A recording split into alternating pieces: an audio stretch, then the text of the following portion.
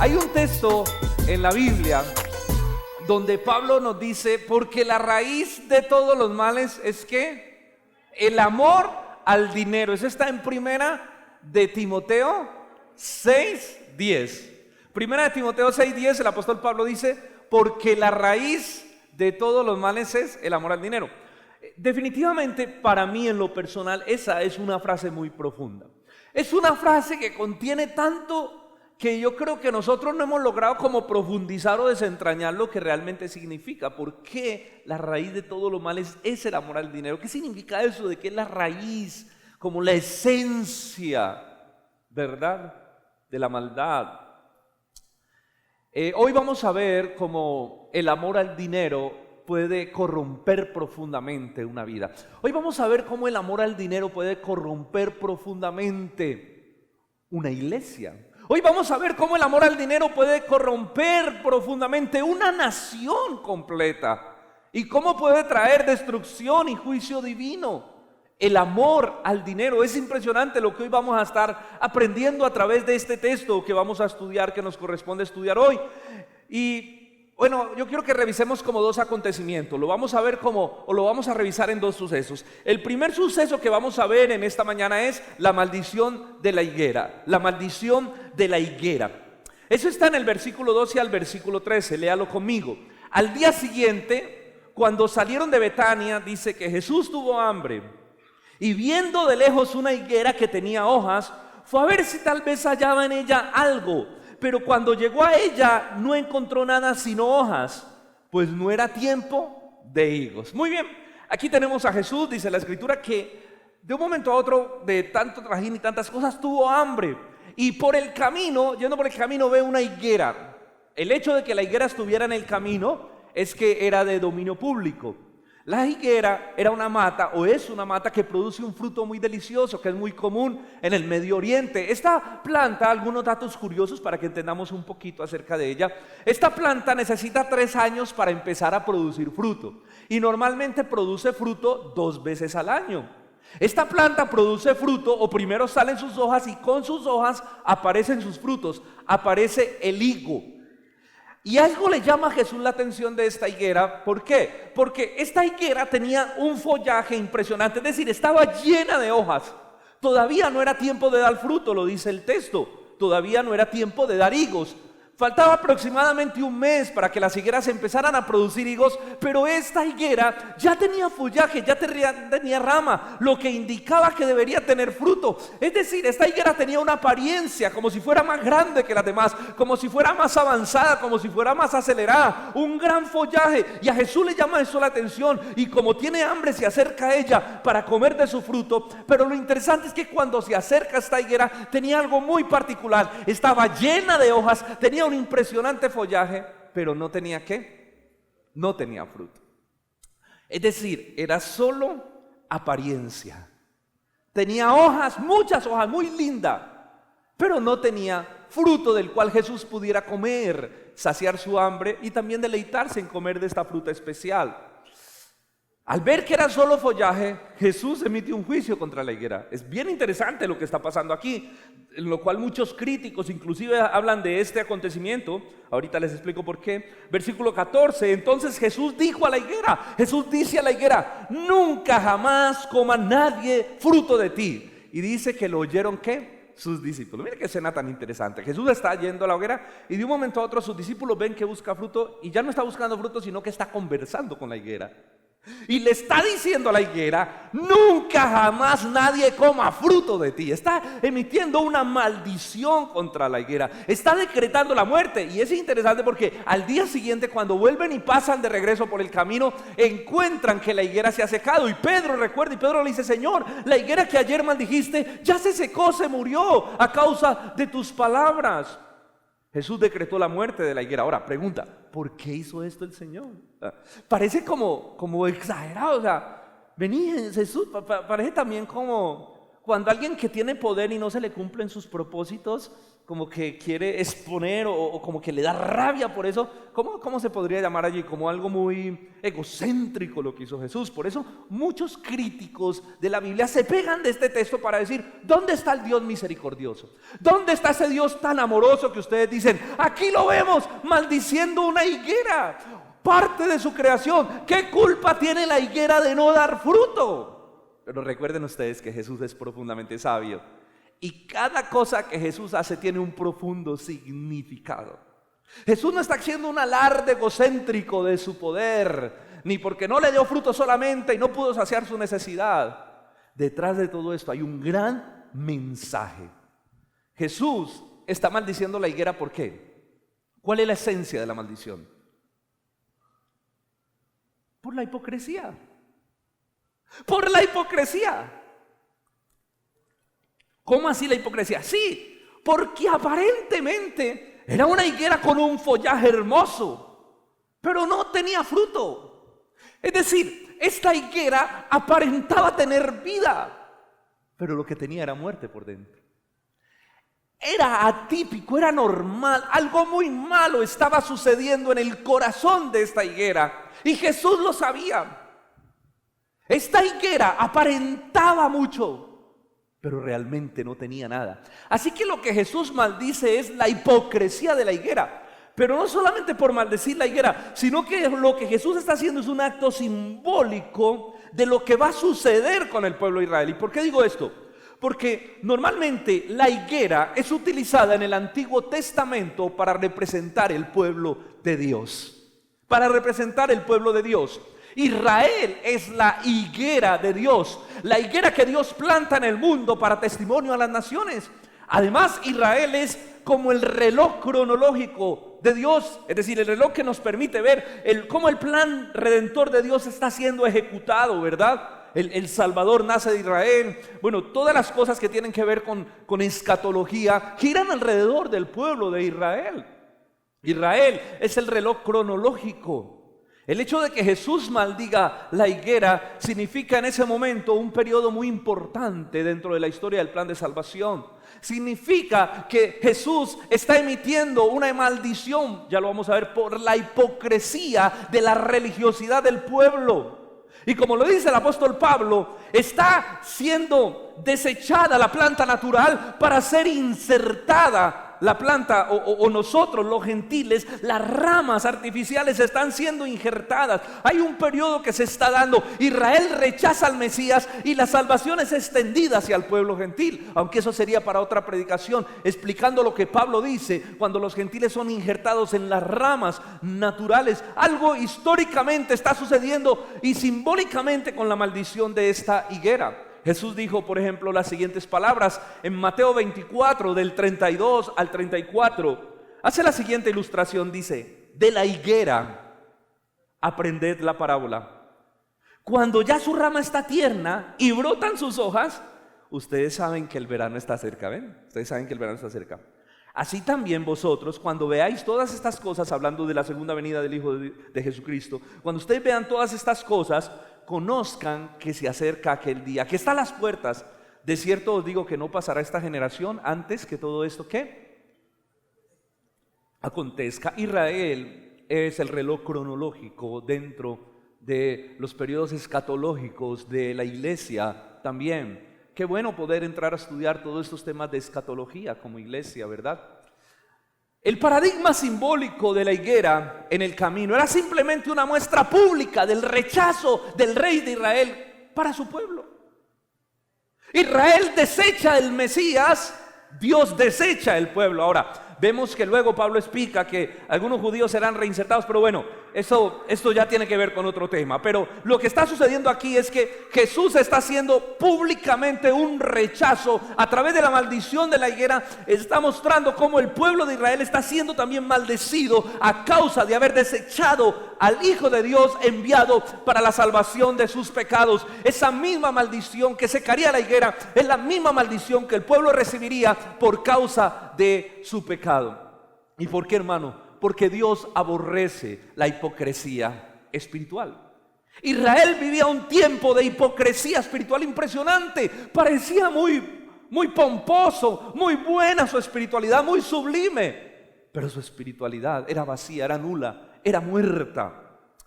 Dios aborrece la hipocresía y el engaño. Mire lo que Dios le dice al pueblo, lo que Jesús le dice al pueblo. En Mateo 15 del 7 al 9 dice así, no lo busque, aquí lo van a proyectar y yo se lo leo, apúntelo y lo lee en su casa. Hipócritas, dice Dios. Jesús les dice, hipócritas, bien profetizó de vosotros Isaías cuando dijo, este pueblo de labios me honra, mas su corazón está lejos de mí. Tremendo esto. Pues en vano me honran enseñando como doctrinas los mandamientos humanos. Que Jesús está hablando acerca de cómo su corazón se duele por la hipocresía del pueblo. Hipócritas. Este pueblo, ¿qué es la hipocresía? Este pueblo de labios me honra, pero su corazón está lejos de mí. Y es que la hipocresía espiritual es una burla a la santidad de Dios. La hipocresía espiritual es una burla porque es una ritualidad externa donde tú le dices a Dios cosas que realmente no crees en tu corazón. Donde tú cantas cosas, oh sublime, mi Señor, mi dueño, pero eso no es una vivencia en tu vida.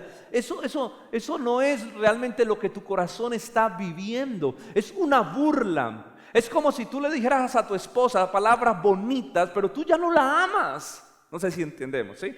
Si tú le dijeras a tu esposo palabras lindas como por cumplir o por presumir de una imagen, como si tú estuvieras en público y en público, ay, qué belleza, no, mi esposa, ustedes vieran lo que ella significa para mí, pero cuando llegan a la casa, ¿qué le pasa, vieja chancluda? Hágame el favor y páseme el almuerzo. Sí, soy claro, como que eso es lo que realmente produce la hipocresía espiritual a la honra y a la gloria del Dios soberano. La hipocresía espiritual es una apariencia de piedad, pero con un corazón pervertido. Jesús le dijo a los fariseos, ustedes tienen una apariencia de ovejas, pero por dentro son ¿qué? Lobos rapaces. Hay una apariencia de piedad, un follaje hermoso. Usted podía ver a un fariseo y Dios mío, era impecable. Y los versículos colgando y tan intachables. Pero por dentro su corazón estaba lleno de inmundicia, de maldad. Por eso Jesús fue tan duro con ellos. ¿Cómo les dijo? Frases como sepulcros blanqueados. ¿Qué es un sepulcro blanqueado? Es una tumba. Usted ha visto esas tumbas que, y con todo respeto lo digo, son muy bonitas por fuera, ¿no? Tienen el aviso, tienen las flores, tienen los adornos, tienen el césped bien cortado, es súper blanquita, está bien hecha, pero ¿qué tiene una tumba por dentro? Podredumbre, muerte. Jesús le está diciendo, ustedes por fuera son muy lindos, pero por dentro están tan muertos, están oliendo tan feo, su alma huele tan feo delante de Dios. Víboras, generación de víboras, llenas y cargadas de veneno. ¿Cómo es una víbora? Está cargada de veneno. La hipocresía espiritual es profundamente dañina porque confunde las personas y las aparta de la verdad. Mire, el pueblo sufrió las consecuencias de la hipocresía de sus líderes. El pueblo sufrió las consecuencias de la hipocresía de los religiosos que los estaban guiando. Jesús dijo, por ejemplo, Mateo 23, Jesús como que se desahoga emitiendo un juicio contra todos los fariseos. Por ejemplo, versículos como el 13 de Mateo 23. ¡Ay de vosotros, escribas y fariseos, hipócritas! ¿Ven ustedes? ¡Hipócritas! Porque cierran el reino de los cielos delante de los hombres, pues ni ustedes entran ni dejan entrar a los que están entrando. ¡Qué tremendo eso! Ustedes cierran las puertas del reino de los cielos. Ni ustedes entran ni dejan entrar a los que quieren entrar. ¿Cómo puede estorbar la falsedad, la hipocresía dentro del pueblo de Dios? Porque ni los líderes entran ni dejan entrar al que quiere entrar. Porque hay un tropiezo, porque hay una barrera, porque hay un mal testimonio, porque hay una hipocresía que está destruyendo vidas. Ojo, más tenaz. En el mismo 23, pero ahora el versículo 15. Jesús dice lo siguiente. ¡Ay de ustedes, escribas y fariseos hipócritas! Porque recorren el mar y la tierra en busca de un seguidor, de un discípulo, y cuando lo hallan, lo hacen 2 veces más merecedor del infierno que ustedes mismos. Uy, como dice un amigo, qué calor, qué teso este versículo. Cuando buscan por el cielo, hermano, la tierra un discípulo, y cuando lo consiguen y empiezan a enseñarle y a discipularle, lo hacen 2 veces más merecedor del infierno que ustedes. ¿Cómo le parece el discipulado? ¿Quién quisiera ser discípulo de un fariseo? 2 veces más merecedor del infierno. Estas palabras son muy fuertes, son muy profundas. Jesús está diciendo: la falsedad, la hipocresía de ustedes han hecho pervertir el pueblo, han pervertido el camino del Señor. Ha sido un tropiezo para el pueblo de Israel. Ustedes han matado la espiritualidad del pueblo. Ni ustedes entran ni dejan entrar. Cuando ustedes le enseñan a alguien la doctrina, lo hacen 2 veces más merecedor del infierno. Qué teso. Jesús advirtió también, y uno dirá: no, es que fariseos tan tenaces, eso era el pueblo de Israel, que si era bien rebelde, pastor. Es que el pueblo de Israel era bien rebelde, qué corazón tan duro, tan tercos. Eso era ya en el Antiguo Testamento, antes de que Jesús viniera, porque es que la iglesia, Jesús también advirtió que en la iglesia habría hipocresía espiritual. Mateo capítulo 7. Jesús dijo: guardaos, ojo a esto, de los falsos profetas. ¿Cuáles son los falsos profetas? Un profeta es el que trae un mensaje de Dios. Lo que yo estoy haciendo en este momento es profetizando, porque estoy hablando la palabra de Dios. El falso profeta es el que tuerce el mensaje, el que enseña el mensaje distorsionado. Recuerden que la función profética ahora en Cristo es aquel que expone la palabra con precisión y con fidelidad. Pablo le dice a Timoteo: pero tú expone la palabra con fidelidad y con precisión, cumple tu función. Nuestra función como predicadores es una función profética, porque anunciamos al pueblo la palabra de Dios y tenemos que hacerlo con fidelidad. Ahora, hay gente que tuerce el mensaje. Sí, Jesús lo está diciendo: guardaos de los falsos profetas que vienen a vosotros con vestidos de ovejas, pero por dentro son lobos rapaces. Por sus frutos los conoceréis. ¿Acaso se recogen uvas de los espinos o higos de los abrojos? Así pues, todo árbol bueno da buenos frutos, y el árbol malo da malos frutos. No puede el árbol malo dar frutos buenos, ni el árbol bueno dar frutos malos. Todo árbol que no dé buen fruto es cortado y echado en el fuego. Así que por sus frutos los conoceréis. Ojo, ¿por qué conoce uno el árbol? ¿Qué tenía la higuera? Hojas, pero no frutos. Cascumen, pensé. Por sus frutos no había fruto, había hojas, follaje. Era una apariencia, era hipocresía. Mire, la hipocresía espiritual sigue siendo igualmente dañina como lo fue en el pasado, lo sigue siendo hoy y lo será. La hipocresía espiritual hace que la gente se aparte de la verdad. Hablaba yo con algunos hermanos: ¿cuántas personas de iglesia no han sido apartadas, no están ahora, que no quieren saber nada del Señor, o más bien quieren saber del Señor pero no nada de la iglesia? ¿Cuánta gente congregándose hoy en día por internet con su predicador favorito porque no quieren ir a una iglesia, porque han sido heridos, han sido lastimados por la hipocresía espiritual, muchas veces de los líderes o de la gente? Eso hace un daño terrible. Estamos frente a una generación dañada por todos los movimientos que han venido a la iglesia y han generado daños dentro de la iglesia. Luego estamos en una de las épocas donde tenemos más soldados caídos que nunca, porque la hipocresía espiritual produce un daño tremendo en el corazón de la gente y de los discípulos. La hipocresía hace que la vida cristiana carezca de pureza, porque se predica muy bonito, pero se vive muy feo. Hace que la vida cristiana carezca de pureza por el mal testimonio. Hace que el evangelio no tenga el impacto que debe tener en el mundo. ¿Cuántos días que han conocido gente que dice: a una iglesia? Yo les conté la historia de una vez que conversaba con una señora que no sabía que yo era cristiano y que yo era pastor, y me decía: esos cristianos, uy, yo los odio. Uy, es que no. Y yo le dije: ve, ¿y vos por qué odias tanto a los cristianos? Me dice: no, es que yo he conocido unos, una hermana mía se casó con uno y le hizo hasta para vender, vea qué tipo, y eso que era un líder por allá en una iglesia. Entonces, ¿cuántos no han conocido gente así? Gente que dice: yo a la iglesia no voy porque es que yo conocí un cristiano que, ay, qué terrible, ¿y cómo me trató? Eso, o sea, la hipocresía espiritual lo que produce es que el evangelio no tenga el impacto que debería realmente tener en el mundo. Yo creo que de este primer segmento del pasaje de la higuera aprendemos que, hermano, no todo lo que parezca dar fruto o que parezca bonito es aprobado por Dios. Porque los seres humanos somos muy dados a dejarnos deslumbrar por el follaje, ¿verdad? Lo externo, el follaje. El hombre se deja deslumbrar, uy, qué mujer sota, ¿no? Qué cuerpo, uy, no, venga, pero es creyente, es una mujer de Dios, no, eso no importa, yo la disipulo, Señor. El follaje, ¿no? Nos dejamos deslumbrar por el follaje, en todos los aspectos, en todos los aspectos. Uy, pastor, no, eso tiene que... Y pensamos que cuando algo se ve muy bonito, es porque tiene la aprobación de Dios, y no es así, señores, no es así. Miren, hermanos, no todo lo que parezca bonito es de Dios. El crecimiento, por ejemplo, numérico, no es un símbolo de la aprobación de Dios. La prosperidad económica de una persona no es un símbolo de la aprobación de Dios.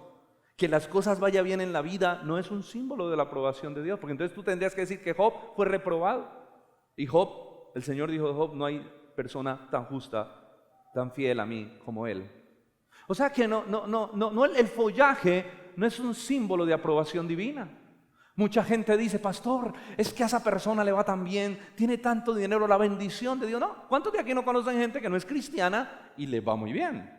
La Biblia habla de eso en un salmo. Hay gente que no para nada es creyente, es anticreyente y prospera en sus negocios y tiene mucho dinero. ¿Por qué? Porque pues Dios ha dado capacidades a los seres humanos, y cuando el ser humano trabaja, es laborioso, tiene habilidades para los negocios, pues sencillamente prospera.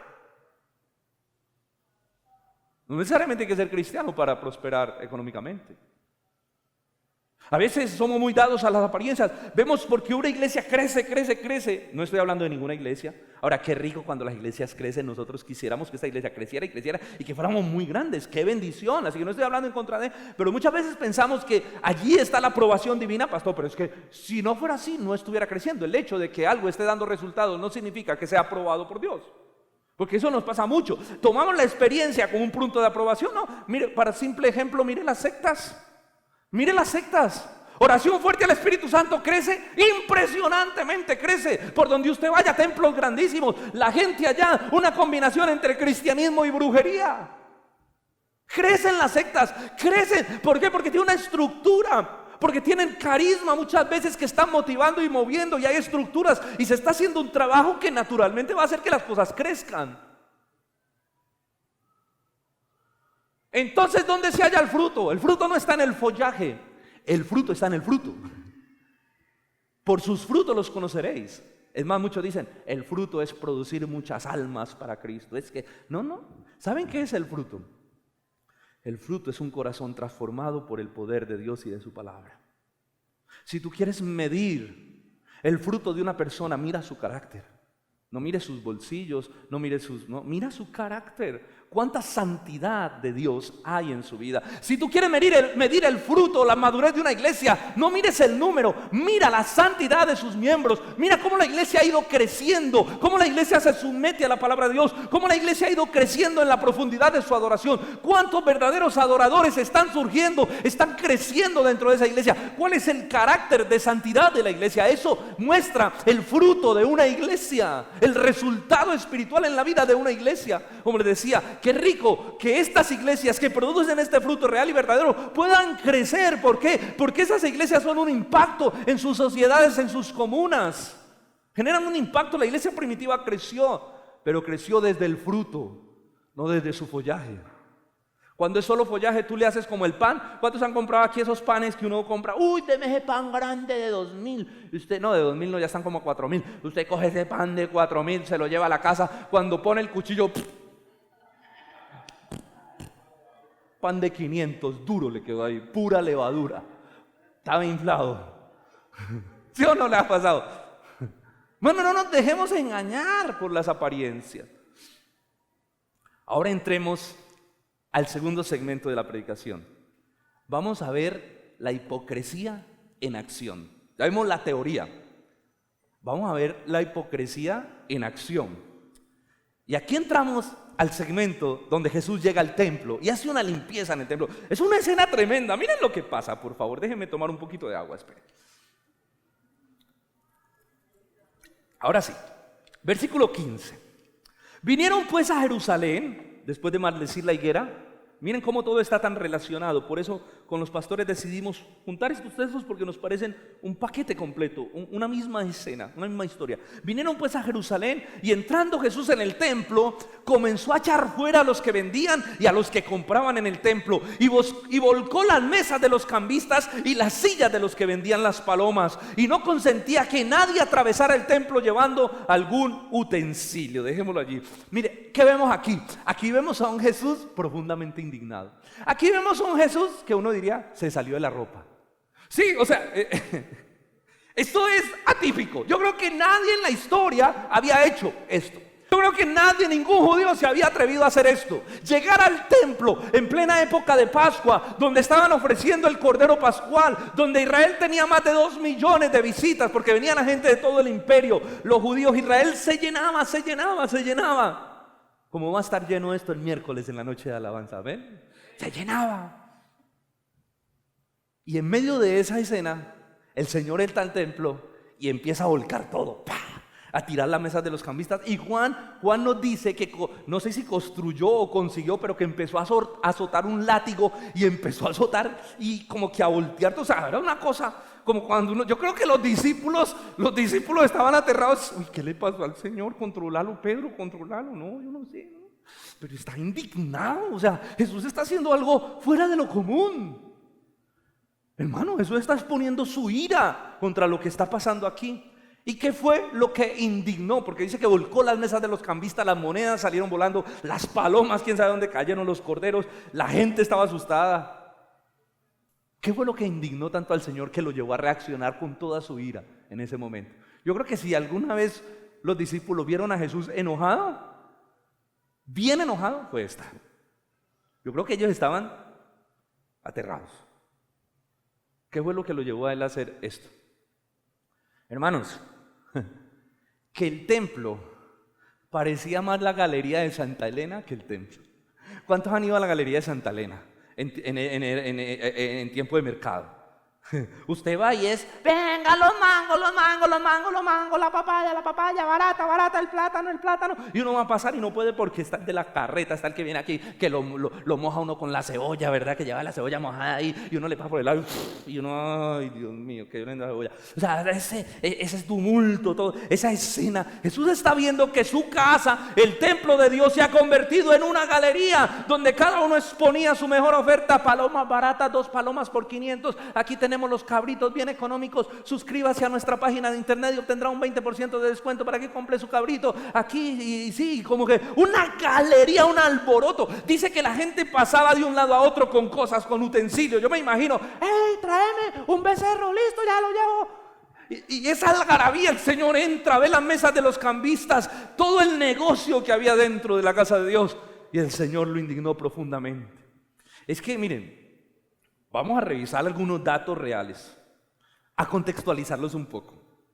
Por ejemplo, los cambistas. ¿Qué hacían los cambistas? La gente normalmente llegaba con monedas griegas o romanas, pero esas monedas no se recibían en el templo. Había que cambiarlas a monedas judías o a monedas de Tiro. Entonces los cambistas tenían sus puestos allí y ellos cambiaban la moneda. ¿Cuál money? ¿Cómo es que son estas empresas de hoy en día, verdad? Sí, ahí estaba MoneyGram y todo ahí, mi entrega, efecti, ahí cambiando. Ahí estaban cambiando moneda. Pero escuche, estos negocios eran bien feos. Porque, por ejemplo, ellos cobraban un 12% por los cambios. Un 12%. Es decir, que si usted iba con su familia y usted llevaba $1.000.000 de pesos, pongámoslo así en términos de pesos, usted llevaba $1.000.000 de pesos para, no sé, comprar el cordero y de pronto comer con su familia y dar una ofrenda. Usted llegaba al $1.000.000 de pesos en monedas que no eran pues allí utilizadas. Entonces usted traía la moneda griega y usted le iba a cambiar. Ellos por ese $1.000.000 de pesos se lo cambiaban por 880,000 pesos. O sea, no era $1.000.000, le sacaban de tajada el 12% de comisión solo por cambiar la moneda. Empecemos por ahí. Qué gota a gota, ¿no? Los comerciantes vendían los animales a unos precios exageradamente altos, porque La gente se llevaba un cordero por cada familia para sacrificar. Ahora, estamos hablando de que Israel era visitada por más de 2 millones de personas. La gente venía de todo el imperio. Y cada familia tenía que sacrificar un cordero. O sea que no eran 10, 20 corderitos, eran miles de corderos. Entonces, la gente, por no traer el cordero desde tan lejos, imagínense alguien que viniera de 20, de 30, de 40 kilómetros con un cordero ahí cargado, que no, decía, no, vamos y compramos el cordero allá. Pero el cordero allá podía costar 4 o 5 veces más de lo que realmente costaba un cordero. Además de eso, los corderos tenían que ser inspeccionados. Así que si usted se llevaba, porque la ley decía que el cordero tenía que ser sin tacha ni contaminación. Así que si usted llevaba un cordero, el cordero suyo tenía que pasar la inspección. Y déjeme decirle algo, qué dura esa inspección. Entonces, ¿qué decían ellos? No traiga cordero, además tiene que pasar la inspección, cómprelo aquí, que estos corderos ya están certificados, ya vienen con la técnico-mecánica, ya están listos, aquí está la técnico-mecánica del cordero. Entonces, ¿para qué lo traen? Entonces, claro, la gente no se arriesgaba porque podía cargar el cordero y luego que lo rechazaran. Entonces, la gente, ¿qué hacía? Pues compraba su cordero a un precio exageradamente alto. Ahora, los pobres, los que no tenían para el cordero, Dios les permitía ofrecer 2 palomas en el sacrificio. Pero dicen los historiadores que una paloma dentro del templo costaba 10 veces más de lo que costaba afuera. Es decir, que si una paloma costaba 50,000 pesos, allá costaba 500,000 pesos. A eso pasa a veces. ¿Quiénes han ido al aeropuerto? Dicen, no, yo desayuno en el aeropuerto. Y llega al aeropuerto y pregunta, ¿cuánto vale ese pan de 200? 2,000. Y tiene tintico de 1,000, vale 5,000. Entonces, no, pues deme eso de desayuno, un pan de 2,000 con... Ya.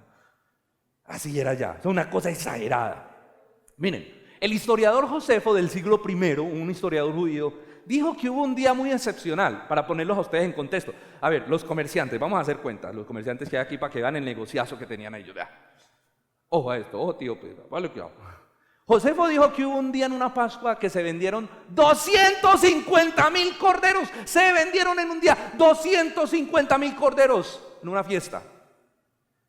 Hagamos cuentas. Yo busqué ¿cuánto costaba un cordero hoy en día? Y es muy difícil.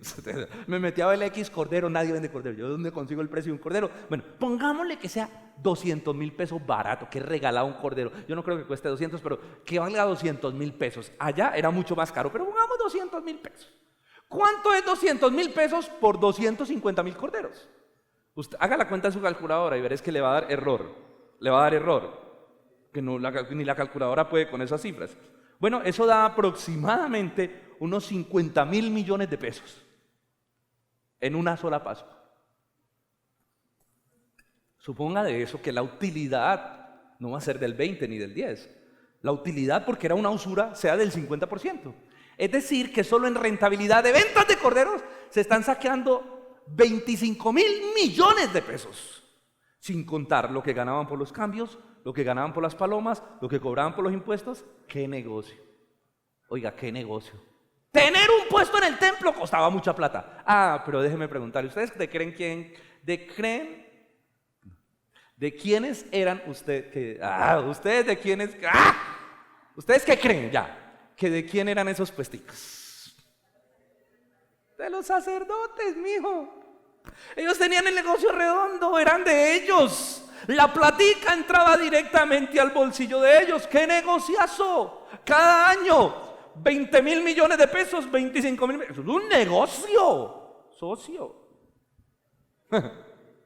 Mire, hermano, ya los religiosos odiaban a Jesús porque se metió con ellos, se les metió con la doctrina, el pueblo se iba tras él, pero ahora se está metiendo con la vaca más sagrada que ellos tenían, su bolsillo, su Dios.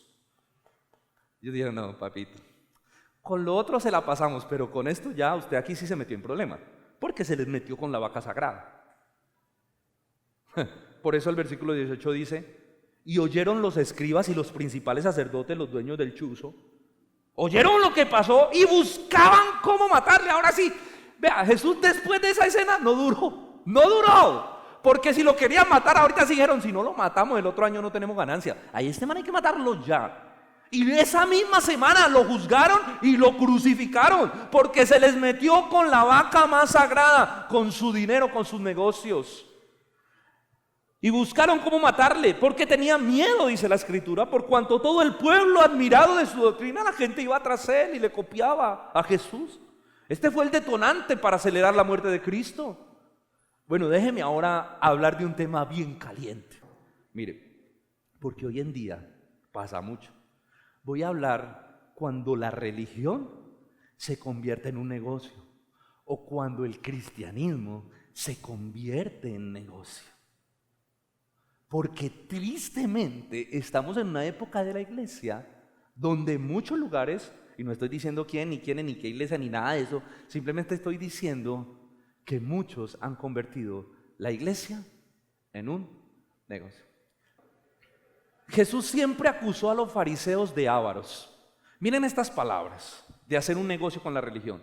Mateo 23 del 16 al 17. ¡Ay de vosotros, ciegos, guías de ciegos! Que ustedes dicen, miren lo que decían los fariseos: si alguno jura por el templo, no es nada, no pasa nada, tranquilo. Pero si jura por el oro del templo, es deudor. ¿Cómo así? Versículo 17: insensatos y ciegos, ¿cuál es mayor, el oro o el templo que santifica el oro que está en el templo? ¿A ellos les importaba qué?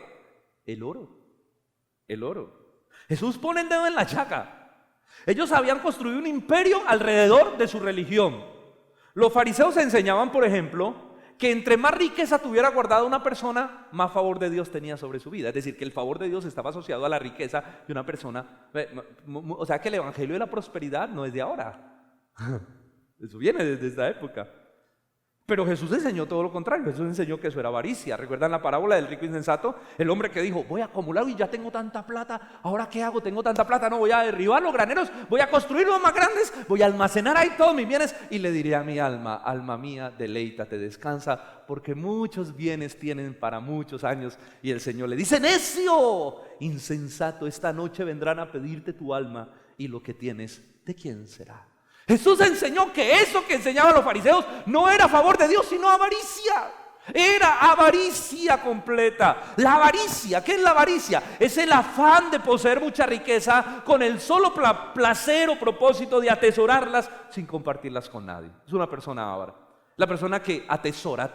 ¿Cuántos han conocido gente avara? El avaro, usted va a comer con un avaro y usted llega, y usted cuando va a comer usted se deleita. Usted dice: hágame el favor, y a mí me sirve, sírvame por favor una bandejita paisa, así bien chévere, además ahorita la francesa, y mi limonadita, y sí. Y el avaro, ¿qué dice? Que tiene mucha plata. Dice: ¿y a usted qué le damos? Dice: no, venga, usted sí se come todo eso. ¿Usted come bandeja paisa? No, hágale que él me comparte, yo no creo que él pueda con eso. O sea, el avaro lo que hace es eso.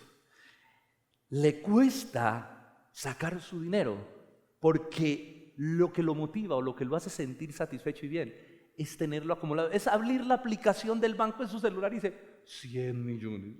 Ay, tengo. A los 20 días, 110. O sea, ese es el avaro. Acumula con el propósito de satisfacer sus propios intereses y deseos. Los fariseos eran ávaros. Jesús les dijo: ustedes son ávaros. Por ejemplo, mire este texto: ninguno puede servir, Lucas 16 del 13 al 14, ninguno puede servir a dos señores, porque odiará al uno y amará al otro, o estimará al uno y menospreciará al otro. Así que ustedes no pueden servir a Dios y a las riquezas, le dice a sus discípulos. Versículo 14, los fariseos, dice Lucas, que eran ávaros, también escucharon estas cosas, ¿y qué? Y se burlaban de él, se burlaban por la avaricia de sus corazones. Los fariseos soportaron que Jesús se metiera con la doctrina, que se creyera igual a Dios, que se burlara de ellos, que se le llevara a la gente, pero no iban a soportar que se les metiera con su ídolo, con su corazón, con la avaricia que los poseía. Pero Jesús era un profeta. Jesús tenía que demandar el pecado. Jesús tenía que juzgar el pecado que estaba desviando y prostituyendo al pueblo. Jesús se indignó porque por la avaricia de ellos, lo más sagrado que Dios les había entregado lo habían corrompido. El templo lo habían hecho una corrupción total. La religión, la palabra de Dios se había corrompido. Todo lo habían corrompido por causa de la avaricia. ¿Saben por qué? Por eso Pablo dice: porque la raíz de todos los males es el amor al dinero. Versículo 17. Miren la indignación. Miren cómo Jesús les dice en el versículo 17 del texto que estamos leyendo. Y les enseñaba diciendo, después de azotar todo: ¿no está escrito? ¿Ustedes no han leído? Mi casa será llamada casa de oración para todas las naciones. Mire qué bonito es. mas ustedes la han hecho una cueva de ladrones. Uy, qué nivel, qué palabras tan poderosas. Ustedes la han hecho una cueva de ladrones. Han convertido el templo en una cueva de ladrones. ¿Qué es una cueva de ladrones? O sea, en vez de ser un lugar de oración, el templo, en vez de ser una casa donde se adore a Dios, es una cueva de ladrones. Los está acusando de ladrones. Como con la religión estaban robando, estaban saqueando y estaban destruyendo al pueblo. Y eso, les decía ahorita, ocurre también en la iglesia. Puede pasar también en la iglesia. La iglesia puede convertir lo santo en profano cuando la avaricia de sus líderes y de sus pastores toma el control y se convierte la iglesia en un negocio. Y se convierte la iglesia en un negocio. Pablo le dice a Timoteo, ¿por qué la advertencia de Pablo a Timoteo? Pablo le advierte de eso. Pablo sabía del problema que la iglesia va a vivir y podría vivir e iba a vivir en los postreros tiempos a causa de los falsos profetas y los falsos maestros. Pablo le dice a Timoteo en 1 Timoteo 6 del 8 al 10, le dice, así Timoteo, ¿quieres cuidar tu corazón? Le dice, ok, así que teniendo sustento y abrigo, una palabra para los pastores, para los líderes, para nosotros y para la iglesia, así que teniendo sustento y abrigo estemos contentos con esto. Porque los que quieren enriquecerse caen en tentación y lazo y en muchas codicias necias y dañinas que hunden a los hombres en destrucción y en perdición. Versículo 10, porque la raíz de todos los males es el amor al dinero, el cual codiciando algunos se extraviaron de la fe y fueron traspasados de muchos dolores. Tremendo. Mis hermanos, esto puede entrar a la iglesia, a una iglesia del Señor. Pablo le dice a Timoteo, cuídate y cuida la iglesia y cuida a la gente. Un líder, un pastor no puede tener avaricia, no puede amar el dinero, porque el amor al dinero lo extravía de la fe y va a hacer que convierta a la iglesia en su negocio personal. Y cuando esto pasa, la iglesia, en lugar de traer vida, traerá muerte, porque será un follaje muy bonito sin fruto. Puede parecer muy fructífero, pero lo que hay dentro de ese lugar es muerte. Es como la higuera, hay follaje, pero no hay fruto. ¿Cómo nos damos cuenta nosotros que esto está pasando en la iglesia o en una iglesia? ¿Cómo te das cuenta? Porque hay gente que está diciendo, bueno, ¿y cómo me doy cuenta? Porque es que es difícil a veces darse cuenta cuando uno pueda estar sumergido dentro de ese contexto. Esto es como matar una rana. La mejor manera es cocinándola, ¿sí? Usted la mete en agua tibia y va subiendo la temperatura, ya se va adecuando, se va adaptando y cuando menos piensa ya se cocinó. Ella no hizo ningún esfuerzo, se cocinó. Eso pasa y eso, el ser humano se habitúa al pecado y lo ve como normal. Pero ¿cómo nosotros detectar cuando la iglesia se ha convertido en un negocio? En primer lugar, cuando todo en la iglesia gira en torno a las finanzas. Cuando la principal preocupación de una iglesia son las finanzas, todo gira en torno al dinero. Entonces ya dura más la recogida de la ofrenda que la misma prédica. Sí, se usan cosas y ya es lo que sea, es como que forzar a la gente y del tamaño de tu ofrenda será tu bendición. Y se usan frases y se usan cosas para manipular porque hay un interés primario y es la economía y las finanzas. Cuando el corazón de la gente ya gira en torno al dinero y a la prosperidad. Cuando la gente va a la iglesia porque quiere prosperar y tener plata, allí ya hay un problema en la teología y en el corazón de la iglesia. Cuando tú vas y en lugar de saludarte con un abrazo y de pronto un hermano o alguien te, ¿cómo estás? ¿Cómo te ha ido? Qué rico verte. No, te reciben es, vea, le tengo el ungüento, vea, le tengo el pedazo del manto de Jesús y empiezan las ventas de cosas como lo que hace la oración fuerte al Espíritu Santo, ¿verdad? Y que empiezan a generar un negocio dentro de la iglesia donde tú te conviertes no en una persona sino en un número, donde la iglesia piensa en ti como un activo productivo. Allí ya hay un problema en el corazón de la iglesia, donde en lugar de recibirte con un saludo y un abrazo te reciben con 10 sobres. Aquí está, vea, usted tiene que dar esto. Sí, cuando la iglesia gira en torno al tema financiero, hay un problema en el corazón de la iglesia. La teología se corrompe de esa iglesia y ahora Dios no es Dios, sino el dinero es Dios. Y todo gira en torno al dinero. Las predicaciones giran en torno al dinero, a la prosperidad, a la bendición. ¿Por qué? Porque hay una corrupción interna en la teología, en el corazón de la iglesia. Y se ha elevado el dinero y la prosperidad como un Dios. Yo no estoy diciendo que sea malo prosperar o que sea malo tener dinero. No, por favor, no me malentienda. Estoy diciendo que eso se eleva al lugar de Dios. Y ninguno puede servir a dos señores. Se coloca el dinero como un señor. Ya hay una corrupción. Ya Dios ha sido desplazado de su puesto. Se enseña que la bendición de Dios está asociada solo con las riquezas y eso no es así. Donde la iglesia se enfoca más en lo terrenal que en las riquezas eternas. Mire, ¿saben por qué se corrompe la teología? Porque aquí hay mucho poder detrás de un púlpito. Mucho poder de control. Y cuando la gente no tiene madurez y discernimiento, a todo le dice amén, ¿sí? A todo, o sea, no mide, ¿verdad? ¿Cuántos están dormidos? Digan amén. ¿Por qué? No, hoy no, anoche que lo hice, hermano, la mitad de la iglesia dijo amén y amén. ¿Por qué? Porque a veces no pensamos en qué nos están preguntando para decir amén, sino que pensamos que la palabra del pastor es la palabra de Dios. Y cuando la iglesia no tiene discernimiento, se traga todo entero. Y entonces un pastor puede utilizar todo ese poder que tiene detrás de un púlpito, su vestidura espiritual, su influencia, para saquear la gente, para robar la gente. Y la teología prepara un mensaje engañoso, prepara la mente para luego usurpar y robar. Entonces se aplican todo tipo de técnicas de temor, de intimidación. Mira, si tú no haces esto vas a caer bajo la maldición de Dios. Y hay toda una manipulación teológica donde se le infunde a la gente el temor para que la gente pueda decir sí, yo. Eso es robo a Biblia armada. Y eso es lo que hacen los falsos profetas. Hermano, cuando esto sucede en una iglesia, hay muerte en lugar de vida, hay muerte. ¿Qué tengo que hacer, pastor? Yo te diría con todo el corazón, huye de allí, corre de allí, porque te van a matar a ti y a tu familia. Primero te roban, luego te matan. Cuando en una iglesia solo les interesa tu dinero, hay una corrupción en el corazón de la iglesia. Mis hermanos, qué triste cómo termina la historia. Versículo 19. Pero al llegar la noche, Jesús salió de la ciudad. Pero al llegar la noche, Jesús salió de la ciudad. Israel estaba presenciando sus últimos días con el Señor. ¿Recuerdan ustedes que la ira de Dios es el abandono de Dios a alguien que quiere permanecer en su pecado? Eso lo hemos enseñado.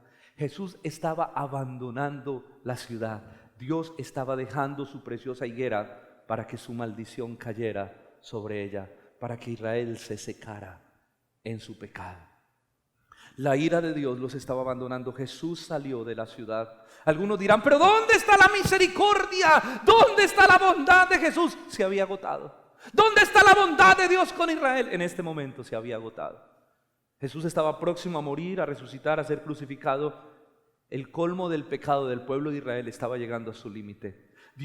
Jesús dijo muchas veces, llorando sobre Jerusalén, cuántas veces quise, cuántas veces anhelé juntarte debajo de mis alas y cuidarte, pero te enviaba profetas y los matabas. Luego Dios envió a su hijo y lo mataste, pero la dureza de tu corazón no permitió. Israel colmó la ira. El tiempo de gracia estaba cesando para el pueblo. El tiempo de la maldición sobre la higuera estaba cayendo. La higuera se estaba secando por la ira de Dios. El tiempo de gracia se había agotado. Ellos habían convertido lo sagrado en profano, el templo de Dios en una cueva de ladrones. La hermosa higuera de Dios fue corrompida por la avaricia.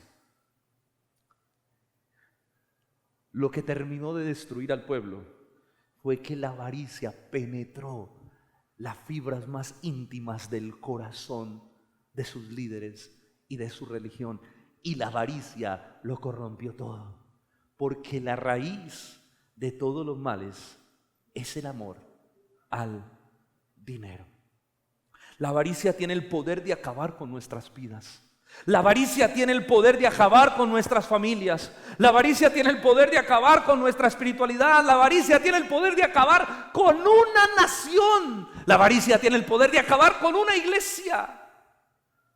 Mis hermanos, la avaricia tiene el poder de convertir la casa de Dios en cueva de ladrones.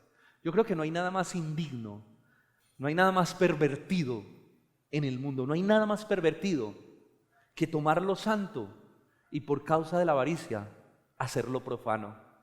Que por causa de la avaricia del corazón cojamos las cosas sagradas de Dios y las volvamos una vileza. Yo creo que no hay nada más corrupto que eso, que tomar lo santo para robar a la gente, para convertir la casa de Dios en una cueva de ladrones.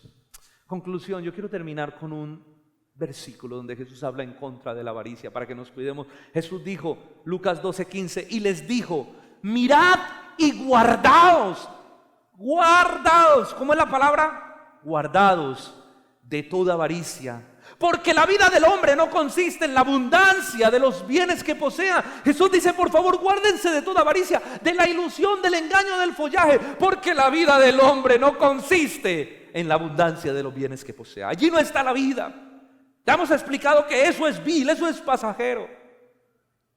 Hermanos, guardemos nuestro corazón de la avaricia y del amor al dinero, que es la raíz de todo lo malo. ¿Cómo? Monitorea tu corazón. Monitorea tu corazón. Yo he tenido que monitorear mi corazón como pastor. Yo lo tengo, y lo tengo que monitorear mucho, porque como les dije, a veces dentro de mí hay dos personas. No tengo una personalidad múltiple, no, sino que tengo como dos estructuras. Una donde yo soy pastor y debo cuidar la iglesia, pero otra, fui formado en el tema de los negocios. Entonces yo tengo que tener una línea muy clara y pedirle al Señor, y por eso hay cosas en las que no me involucro, porque yo digo, Señor, esto no es correcto. Entonces necesito monitorear mi corazón para que no pase esa línea, para que mantenga fiel a las cosas del Señor. Hay que monitorear. La Biblia dice, sobre toda cosa guarda tu corazón, porque de él mana la vida. Necesitamos conservar la pureza en nuestro corazón, la pureza en nuestras motivaciones, porque hacemos lo que hacemos. Guardar el corazón, pero también ten gente a tu alrededor. Ten gente que te ame y que te diga las cosas. Gente que tú le digas, mira, cuando yo esté equivocado, corrígeme, por favor, porque yo confío que tú eres mi amigo, y como mi amigo me vas a decir lo que estoy haciendo mal. Gracias a Dios por el equipo pastoral, pues tenemos un equipo de pastores donde nos cuidamos unos a otros, y cuando uno de pronto, pero nos llamamos a cuentas, ojo con eso, pilas. Gracias a Dios por nuestras esposas, que a veces son como esa voz de la conciencia y que nos dicen, ¡hey, pilas! Mi esposa me dice, ¡hey, pilas con eso! ¿Por qué estás pensando así? Eso no está bien. Y son esa voz que nos alerta de que nuestro corazón puede desviarse. Hermanos, porque somos frágiles. Por favor, no digan, no, yo nunca avaro, yo de avaro no tengo nada. Porque el que esté firme, mire que no caiga. Hubo contextualizado, no escupa para arriba, mi hijo, se le cae en la cara. Somos vulnerables. Tenga gente cuidándolo a su alrededor, gente que tenga la autoridad de hablar, y usted, por favor, escúchelos. Hermanos, como iglesia debemos cuidar toda la doctrina y la salud de la iglesia. Entre todos cuidarla. Cuando usted ve algo, pastor, mira, o se reúne pastores, estoy viendo esto, no sé, y exponer con todo el corazón y con sinceridad las cosas. Consagremos nuestro corazón al Señor. Ahora, ¿sabe cuál es el mejor remedio contra la avaricia? ¿Sabe cuál es el mejor remedio contra la avaricia? ¿Cuál es? El mejor remedio, el que a usted se le va a medicar, que usted, pastor, soy un avaro. Hay un remedio buenísimo. ¿Sabe cómo se llama? Dar. Porque es mejor dar que recibir.